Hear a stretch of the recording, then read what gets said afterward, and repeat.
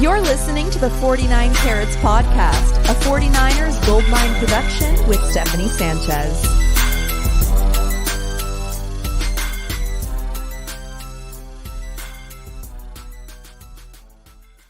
What's going on, everyone? Welcome to another edition of the 49 Carats Podcast. I'm your host, Steph. It is Wednesday, September 6th, and it's the first day of this new weekly show, the Steph and John and Wayne show with with John Chapman and Wayne Breezy. How you guys doing today, fellas? I'm pumped, man. I'm here with two of my favorite people. Excited to talk Niners. Season's here. Wayne's the man. I see this smile. This is going to be awesome. This is going to be awesome. I'm smiling because of the thumbnail. The thumbnail is like, I'm sitting here looking at it, and I'm just like, that's how you creep in and you take over, right? Like, right, Steph, the Steph and John and Wayne show. Like, it was so perfect. Like, I tell you, your creativity is through the roof. I'm assuming that most of you guys tuning in already know that John and Wayne have their own weekly show called John and Wayne Show. And, you know, I love and appreciate your guys' energy and positivity. And so when I was thinking about who I'm going to have as, like, you know, weekly guests for my in-season schedule, like, I was thinking, you know, I wanted to have both of you guys. So I invited the party to my channel, and so I kept it as it is. You know, you guys have your own thing, and I just, you know, added my name to it and my picture, plastered myself in the middle. It's awesome. So yeah, I started chuckling as soon as I saw it. You know what it's giving though? It's giving this town is big enough for the three of us. Aha! I like that. I like that. Yeah, Wayne's like, that's not very funny, but I'm laughing anyway. But hey, we got a football game to talk about. All right. Yes, we are just now 4 days away from the 49ers week 1 game against the Steelers. I am ready to put my entire mood at the hands of this football team, but I am a little worried though. And I'm not quite optimistic about a week 1 game as I usually am. And like, just mention a few of the things why. Mike Tomlin is in Pittsburgh. TJ Watt and that Steelers defensive line. Probably no Nick Bosa, the way it's looking right now. Possibly no George Kittle or Jake Moody. It's a 10 a.m. start. The 49ers have been known for their slow starts of the season, right, under Kyle Shanahan.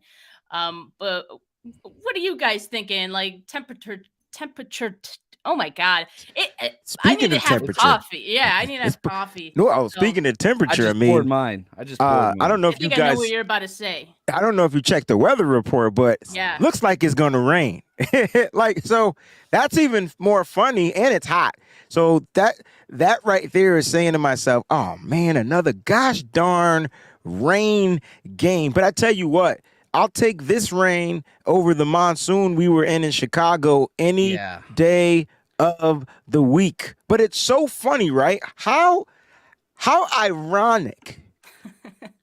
Did God allow this to work out to where last year we were on the road, Trey Lance started, monsoon rain every time he got out on the field. I tell you, it didn't rain when the Bears were on the field, but the moment the 49ers stepped out on the field, it was a monsoon. How crazy. Oh, he also didn't have George Kittle. I wanted to put that out there. How crazy would it be if Brock Purdy steps out and it rains and he also doesn't have George Kittle? That would be weird. That would be the 49er football god saying we're not ready. Like something's not right. Like, you know what I mean? So we'll see what happens. I'm sure the rain will pass by then and George Kittle will play. You know. Yeah, I will say this with Brock Purdy playing at Iowa State. Outdoor stadium Ames. Weather there's not ideal, so he's had a lot of this experience. We'll see what that looks like. But it's funny because I checked the weather earlier this week and it was sunshine, man. It was like 72, sunshine, partly cloudy. The rain is slowly creeping in. Hopefully it just keeps creeping on along and gets the hell out of there. Last year at Chicago, my phone didn't work for 4 days after that game. I was trying to get you some rice, bro, so you can stick it in the rice. It was a mess. It was a mess. And last year, what was funny, John was looking for me at the end of the game. He was and in Dunkin' Donuts. I was in Dunkin' Donuts, pissed off, Steph.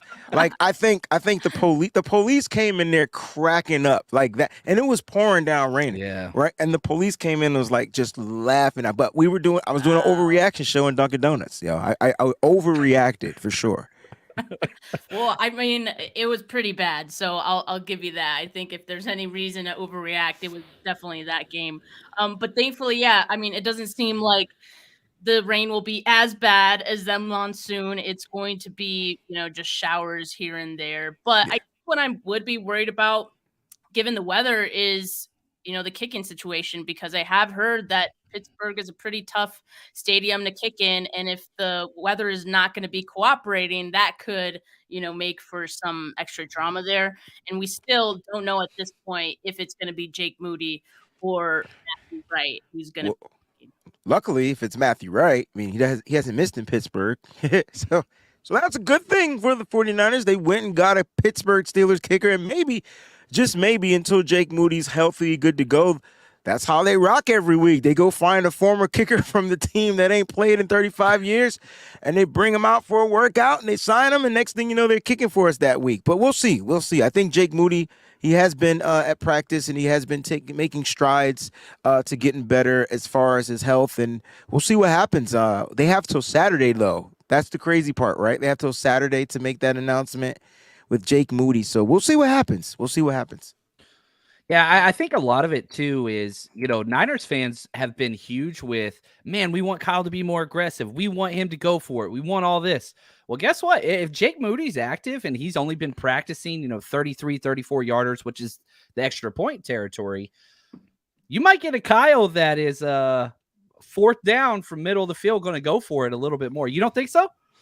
I think regardless, if it's Moody or Matthew Wright, I think they have to be a little more aggressive, because Moody to this point has not really gotten his feet up under him in the NFL quite yet. And so I wouldn't feel comfortable trotting him out there and just assuming he'll make the kick. Okay, he got that Michigan confidence there. I'm just saying he's 3 for 5. He's going to be playing in Pittsburgh. I mean, 60%. It's not good, but it's not bad. At the end of the day, it's mid, right? So the more he plays, the more reps he gets, hopefully the better he'll get, right? If he gets the reps. I don't know how we're talking about kicker reps here. Dude, I'm talking about reps. You're talking about reps. That's wild. Reps are I am. That's wild. It's crazy. I had to throw that in there. Reps. I would rather him make mistakes early. And I think that's the thing. If he could kick a 40-yard field goal, I want him out there.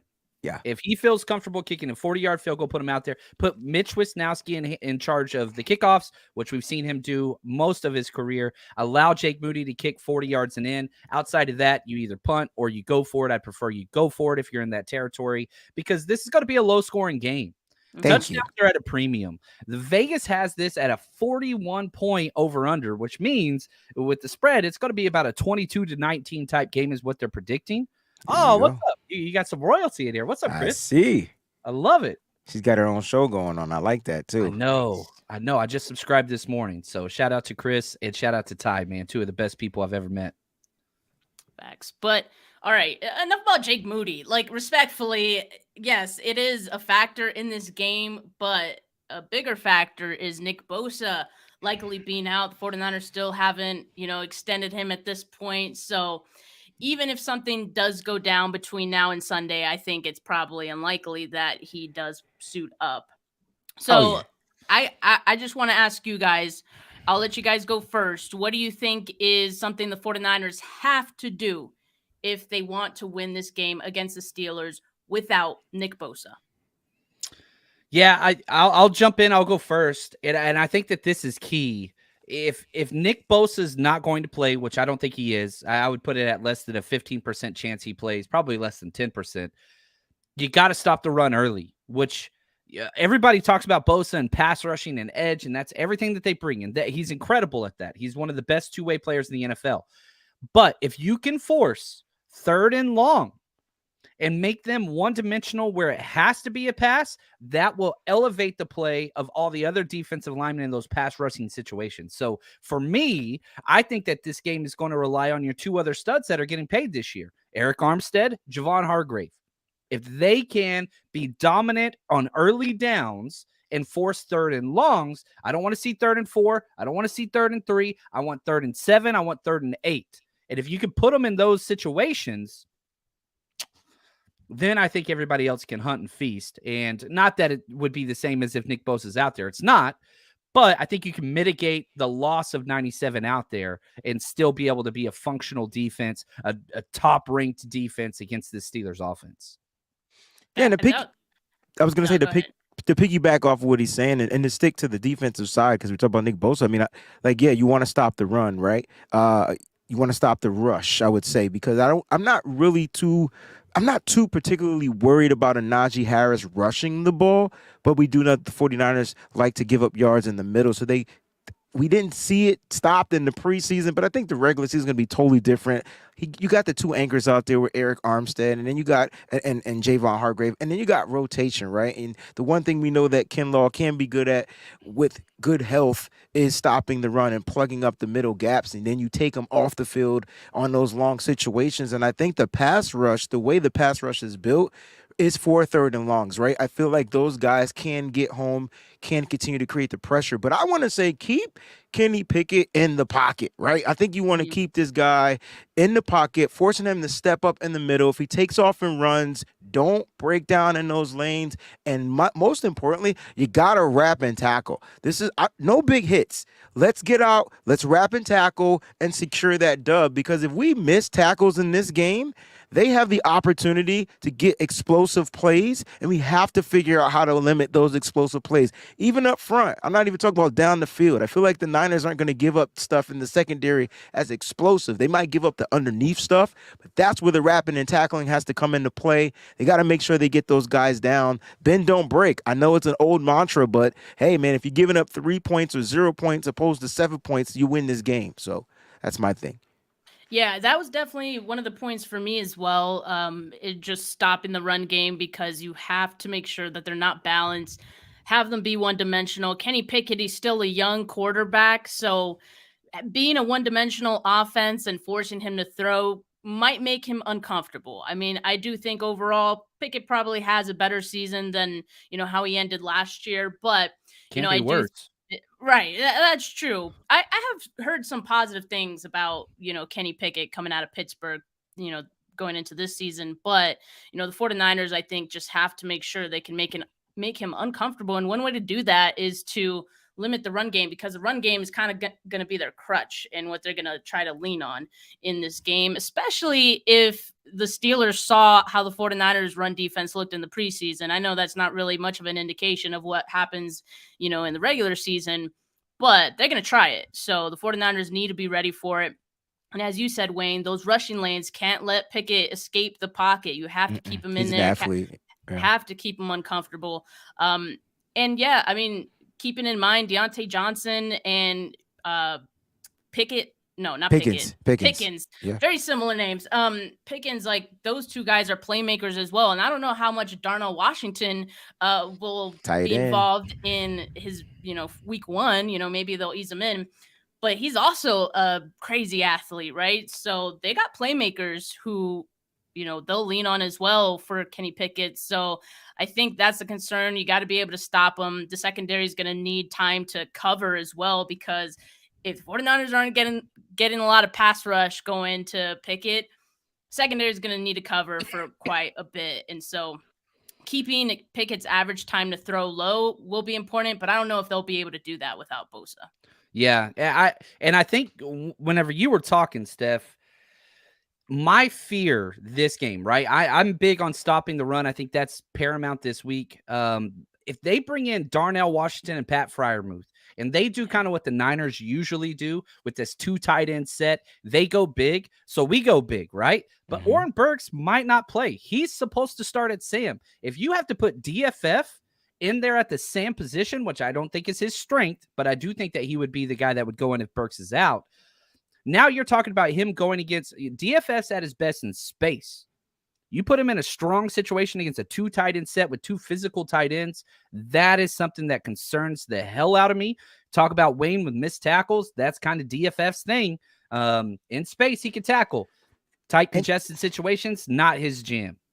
Interesting that you brought that up, and this is where I feel like Steve Wilks has to get creative, right? Because he has size on his defense, and then you drafted a kid like Jair Brown who took reps at the nickel, and you can go a big nickel in this particular type of situation if they bring out those 2 tight end sets, especially on an athlete like Darnell Washington. Nobody's talking about Connor Hayward, and he's had a crazy preseason, right? And that was the tight end. That's the brother of Cameron Hayward. They drafted him out of Michigan State.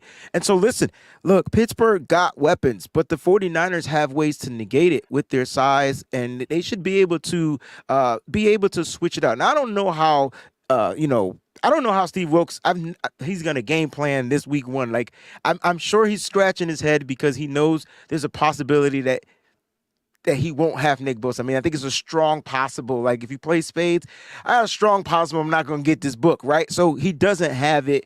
Nail for 200 on that one. There, right, nail for 200, baby. That's the online spades. But nah, seriously, so for Steve Wilks, he has to focus on what his strength is. His strength is making sure that his secondary is on point.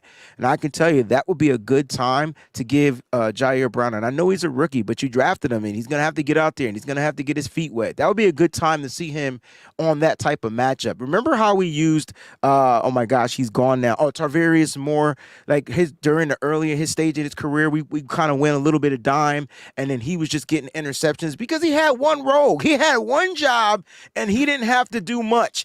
I feel like you can start Jair Brown if they present a package like that with that type of personnel.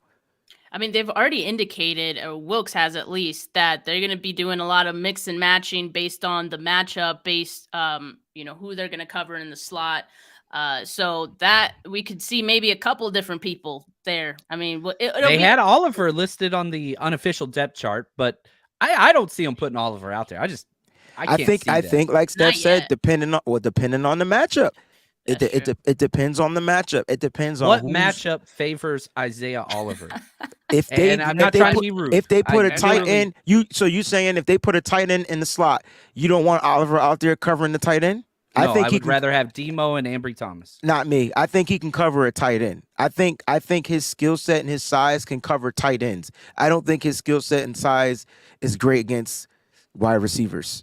Like, I think that's where he struggles. That's where he has struggled for us. Oh, I love me some Womack. They haven't practiced him at nickel. No, he's been outside all.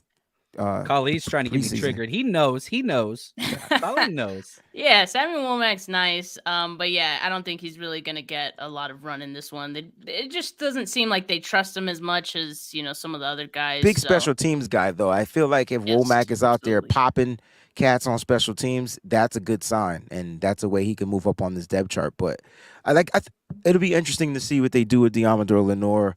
Will he start outside? Will Ambry Thomas and start outside, and you start Lenore inside, depending on the matchup? We just gotta wait to see. We gotta wait to see what they bring out there. That's kind of like they feasting off of whatever the Steelers do. They're gonna try to counter what the Steelers do.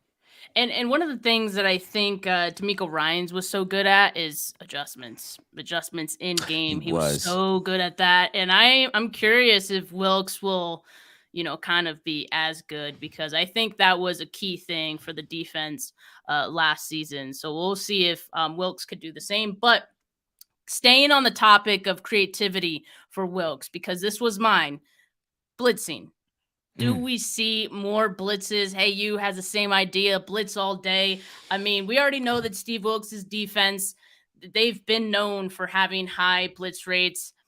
We know he's going to do it, especially if Nick Bosa's not out there. You just have to find ways to generate that. Yeah, you're going to have to. You're going to have to find ways to generate some pressure. So I expect we see, Hufanga, Fred Warner mixed in there, maybe Isaiah Oliver. I don't know, but I think they're going to blitz quite a bit in this one to just keep, picking. Who do you want to blitz? So, okay, let's say they're doing a zone blitz and they're bringing, they're only bringing 4, but they're bringing one that's not normally coming. If they're bringing a linebacker, safety, corner, whatever, Wayne, who is the guy? It's got to be Hufanga, right? Like, that's the guy you trust. He's usually the guy, yeah. But if they know that, then who's the counter guy? Like, who's another guy? I don't want Fred to blitz. I don't want either. You're exposing the middle of your defense if he's and It's listen. risky. It's super risky, right? That's the thing of the blitz, right? It's a gift and it's a curse all wrapped up into one. You can get a sack, tackle for a loss, or you're gonna give up some yards across the middle. And so like my issue with Fred is I just need him to stay home. I don't mind him disguising the blitz. I don't mind him getting up to that line, punching somebody in the face, and then dropping back. Like, you know what I'm saying? To drop back in coverage, he has the speed and the skill set to do that. And then here comes Hufanga. But you got to go with the guy that 9 times out of 10 is gonna hit home. And if Hufanga over pursues the blitz, misses or whatever, but you got to keep trying it at some point. Like, you know what I mean? And then there's the nickel blitz. And we haven't talked about that. And I know you mentioned Oliver. He's I don't know. Give me another guy at the nickel blitz. Put Quantrez Knight in there at the nickel and just let him blitz. I would love to see it, but they're not gonna do that. I know, man. I know. We're just, just beautiful minds here, and I don't know what the hell their minds are there. Like they gotta think, they gotta play Madden. That's the problem. They think Madden is trash. No, it's what you make it. Like you can change stuff up. They need to change some things up. They got to get out here with a win.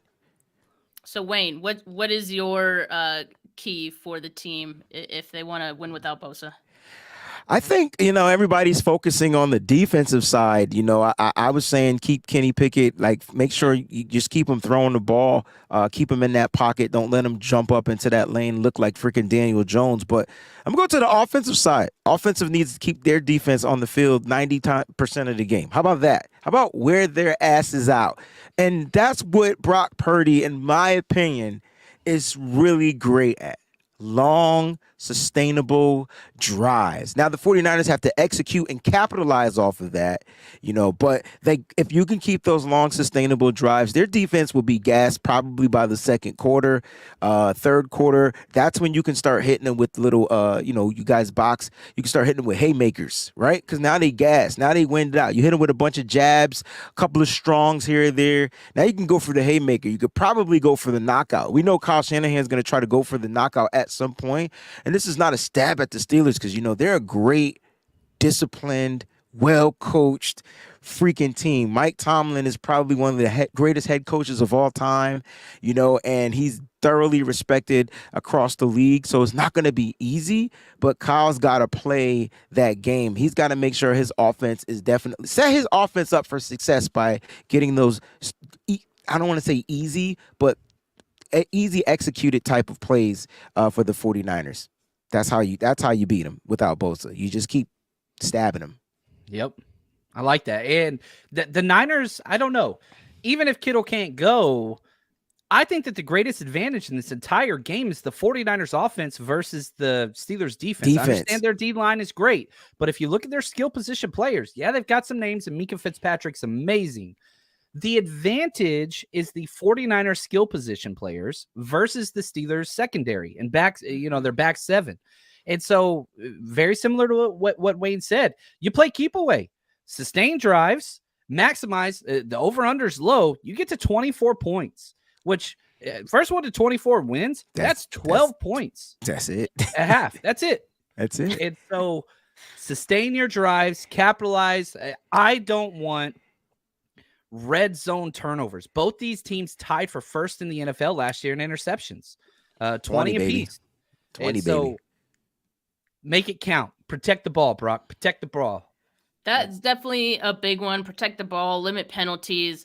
But yeah, I'm with you. They need to sustain drives. You have to keep your defense, your Bosa-less defense, off the field for as much as possible, and that will limit the possibility of them getting exposed, right? So Purdy needs to sustain those drives, and I think he could, based on what we saw in the preseason from Brock Purdy. And granted, it is the preseason, but he looked locked in, and the way he runs the offense is very quick, and it's very, okay. That's what I saw, Steph. Dink and dunk, if you want to call it that. But ask me if I care. That's what I saw. I don't care. I mean, that's just the word people use, but that's moving the ball.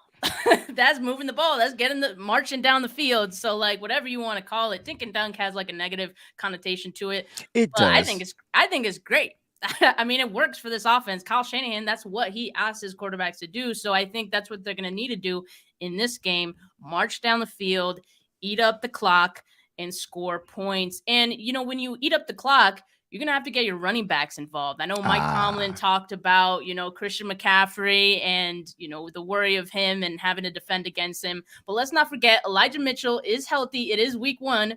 So he is healthy. And when he is in there, the both of those guys, they can make things happen. They're both just as dangerous together on the field. And let's not forget Deebo Samuel, who is coming off a year where he was disappointed in himself. I think he's going to come out and be the X factor potentially in this game with all of the focus going towards Christian McCaffrey. Yeah, and I think that's exactly the way Kyle wants it drawn up, right? Like, you think you got me here, aha. Contraire, mon frere, I can capitalize here. You know what I'm saying? How crazy is it that Ray McLeod is still on the depth chart, on the unofficial depth chart, and we're thinking he's not going to play for several weeks. He didn't practice for several weeks. Kyle Shanahan still trusts him that he's going to be healthy. 9 times out of 10, he's going to be returning. I wouldn't be surprised if we see one of those Ray specials. God, I hope he plays. Oh, I don't think he is, but I want him to play against the Steelers, and I think he will. I think he's going to play. I think he told Kyle not to count him out. Kyle didn't count him out. He made it to the 53 roster. He didn't get put on the IR. We'll see. But at the end of the day, like, the Niners, they have the weapons and the opportunity. They have the arsenal to do really, really, really good damage. All we need Brock Purdy to do is what he does best. Be himself, go out there and continue to make those sustainable drives. And I'm telling you, you said run the ball. Christian McCaffrey is going to be a problem. It's almost impossible to stop him, but everybody is forgetting about Elijah Mitchell, and I'm glad you brought him up. And I will say this, especially if it rains, you need your running backs, especially if it rains. And last year, people keep forgetting that in that monsoon, Elijah Mitchell had 50 yards before the half till he got his knee injured. Matter of fact, we didn't even know he was injured. We just saw him not come back in the game. We didn't know what the injury was there. Like, we didn't know. And so we were like, yo, why are we not running the ball? What the freak? And it was Jeff Wilson Jr. at that time. But he had up to 50 yards. Elijah Mitchell, that combination, we saw a little bit of it last year. If that running back dynamic duo was healthy, oh my gosh, get ready. Like that. And that's what the Niners want to do. And you're going to run at TJ Watt, run at their strength, run at them. Wear and tear them down. And I think that's what the Niners did. They got 4 running backs that probably will be suited up in this game, and they all hit hard. I will say that. One of my predictions, that's like one of my keys to the game, which every week I always do. Look, if these things happen, the Niners win the game. And one of those is 10+ carries for Elijah Mitchell. If that dude totes the rock 10+ times, everything is going right for the Niners, because they want to wear down this defense, just like you said, Wayne. So CMC is going to get whatever his volume's going to be, but I want to see a lot of Elijah Mitchell. I don't think Jordan Mason's going to be playing this game. TDP would be the 3rd string guy, but I want Elijah Mitchell to get the rock like crazy. I don't want to protect him. Use him while you got him. Let's just see what he can do. I mean, you might as well, right? Yeah. Yeah. No, I'm looking forward to the running game in this one. It'll be interesting to see what that looks like without George Kittle, because his blocking at times does help set up some big runs. So without him, they might miss him a bit in this one. Again, week 1 last year without George Kittle. That's true. Elijah Mitchell Mitchell was monsoon as well. Baking. Yep, he was just baking though. Like you couldn't stop him. Like he was the guy, and it wasn't many outside runs. That's where you want Kittle, in the outside zone game, right? So we were running up the middle. I do agree. I do understand it was in the rain, but it's supposed to rain here too. So I will say that without George Kittle, they can still run the ball effectively. With George Kittle, they would be dynamic. Without Nick Bosa, I think the defense will still be effective, because you can't forget the stars on this 49ers defense. Fred Warner's not going to get down and lay down. He's going to come and try to take somebody's head off. You still got the monsters in the middle. So they're still going to be effective. But without Bosa, they're just missing that key dynamic for the pass rush. They can still figure out ways to generate pass rush. We talked about it. You can blitz. Yeah. I mean, they have one disadvantage at least on each side of the ball. You could Agreed. argue even It's a big 3. disadvantage too. That it's a big disadvantage, but Yeah. they can manage. They can manage, yeah. So Mosquito Killer, I think that's I'm pronouncing that right. Who is the main tight end if Kittle is out? I would assume it's Charlie Warner. That's He what was it is listed on too on the chart, depth chart, on but the unofficial I depth chart. Dwelly. It depends. I'm What sure are you we'll doing? see him too. What are you I doing? want You running, Dwelly. you passing? You want Dwelly? If you're playing the quick pass game, Dwelly's the guy. If you're trying to run the ball, you put in Charlie Warner. Like if you're trying to make a splash play, I don't think Braden Willis suits up for this game, but that would be the guy. I think they just, but we can't go with just 2 tight ends. Fumagali's gonna have to get called up, guys. Yeah. Fumagali's gonna be playing, He's nice. and that would be my. I know you like but Fumagalli. He's nice do. though. He's nice. I Fumagalli, think he could be one of those dependable guys that eventually could maybe slide in for Warner and Ross Dwelly. When their time with the team ends. So, shout out Edgar for the super chat. But guys, I have another question for you. The 49ers are probably going to announce their team captains today. And do you guys have any predictions? And just going back to the 2022 captains, they had 4 on defense and 2 offensive players. Remember, Kyle Shanahan limited it to 6. I believe the year prior was like 7. It was 7. Yeah, so I still think he purposefully made it down to 6 because he didn't want Trey Lance getting the captain the C, but that's just like my tinfoil hat on right now. It will be very telling though if he doesn't keep it at 6 this year. So I'm watching you, Kyle. But I think if they do keep 6, I would maybe like to see a 3-3 split. But what do you guys think? You have any predictions? I am taking out. So last year, the picture you're showing, Bosa, Trent, Armstead, Warner, Kittle, Jimmy Ward. I'm taking Bosa and I'm taking Jimmy Ward out, and I'm putting in 1 for the offense, 1 for the defense. CMC and Talanoa Hufanga. Those are the 2 I'm putting in. So I think the other 4 stay the same. Trent stays, Armstead stays, Warner stays, Kittle stays. I'm just adding in Hufanga and CMC. So I'm following that same suit. -1 on both sides. On the defensive side, interesting. Me personally, I would give the honor to the veteran. I feel like last year he led the team in interceptions, and he didn't make All-Pro. He didn't make Pro Bowl, but damn, he should be a captain. Yeah, I'm going Tayshaun Gibson. He would replace Jimmy Ward, in my opinion. And then on the offensive side, I'll be the only one to say it, damn it. I'm sorry. Brock Purdy is a leader, okay? Yeah. I don't give what anybody says. I don't care if he played 7, 8, 9 games. I don't care. He's a leader, and he's earned the captain. This is not giving it to him early. This is not, no. And I know Kyle didn't give it to any other quarterback year 2. Maybe Jimmy Garoppolo got it year 2. Well, players vote. The players vote on captain. Right, but Kyle can veto it. Kyle can, yeah. But I would go, I'm sure the players are going to look at Brock, and they're going to be like, dude, you've earned this joint. I'm giving it to Brock Purdy. Brock Purdy earned it, and he literally is able to command his troops on both sides. There's something about him that they gravitate to. He has that it factor or whatnot. And so I would go with Brock, man. Why not? Why not? 8 games make a captain. Why not? Absolutely. I think Brock Purdy should be a captain. And I wouldn't be surprised if he actually earned the most votes, honestly. Honestly, based on what he did, it seems like the team has so much trust in him, the teammates as well. It's just hard to argue with what he did last year and not want to put all of your trust in him.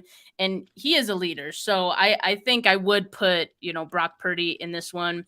And, I'll put Kittle in there as well. And Trent, of course. So that would be my 3 on offense. CMC? And then, no, I'm actually surprised you said everybody CMC. loves CMC. No, I know. So I thought about it, so I'm thinking they keep 6, right?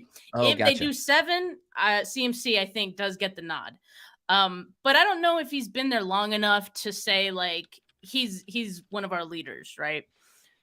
That could be debated. Maybe he is, right? He is a huge impact player. I would almost argue like I'd rather have CMC than Kittle, but I know like Kittle is just the energy that he brings is kind of what I think gravitates other teammates to him, and he is a voice of the offense, especially on game days. So I understand Kittle will probably make it, as will Trent, but yeah, I could see the argument for CMC for sure. But I'm keeping it 3 on offense, 3 on defense. So Brock, Kittle, and Trent are my 3 on offense, and then on defense it would be Fred, Eric Armstead, and Nick Bosa. But do they? You're still putting Bosa in there? I'm. You would vote for Bosa as He's team not even captain. on. He's not Wait. even. Wait. There's no way I'm voting for that. He's not Let's even on the talk. team. Not at all. Let's not this talk. year. He is not on even- the team. He He is on the team. He ain't playing. Technically, he ain't on the team. He He did not report. He didn't report. That's true. He did not report. So, do they announce Bosa at a later time? Yes. They announce like their. He'd be the I don't know, 7th captain. So there you go. That's what I think will likely happen. They're gonna wait, and I think that's why they waited this long to. No, honestly, because like What if they don't though? Like I would not. There's what if no they- way I'm what? announcing. Yeah. that. What would Bosa be playing with the? Whoa, that would be weird. Like, what if they don't? Bosa's a weird ass captain anyway. I just feel like he don't read. You don't like him doing speeches on Saturday? Hell no. Hey guys, Yep, let's Bosa's the most. You're the Bosa person. I'd rather listen to you do the impersonations than listen to him. Like literally, That's- like listen, that's he's fair. just a weird talk to me. It's hard to get through for me. Just for me. I don't know. I know I'm not the only one. No, I love listening to him. He cracks me up. I laugh the whole time. I hate boring word salad press conferences. Like when Eric John Armstead Lynch is talks, boring I hate too. him. I Like can't stand John. Eric Damn. Armstead gets the most camera True. time because he takes 90 minutes to tell somebody he loves them. Literally. Yeah. Like, dude, it's 3 words. Yeah, but I'll say this. Here's what I think is going to happen. They'll announce the 6 captains, and Bosa's not going to be on there. And they'll ask, hey, Kyle, did Bosa get any votes? He says, we voted on the players that were here. That's what he'll do. He's like, we And voted that's on the people that are here in the room. That's a great way to handle it. Debster in the comments said, Bosa leads through example. That is why. It's not so much like being a vocal leader, although ideally you would want to have a leader to be also vocal.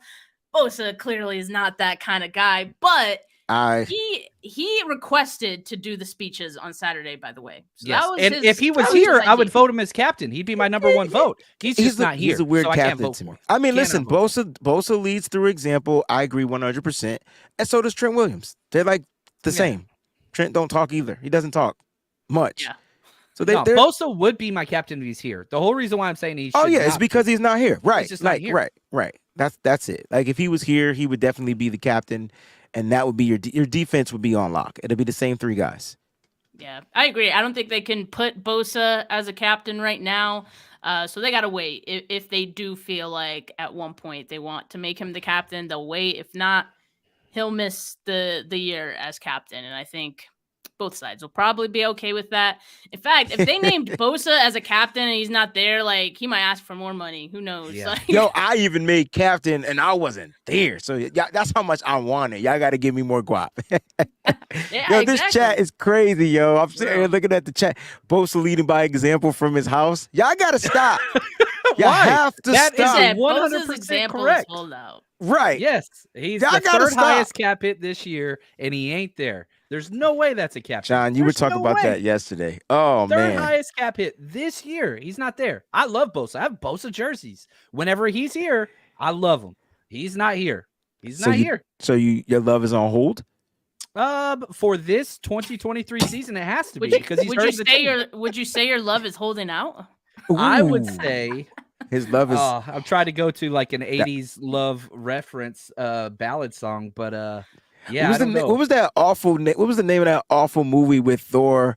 I never watched it. I never Okay, watched it was Love Love and something. Thunder?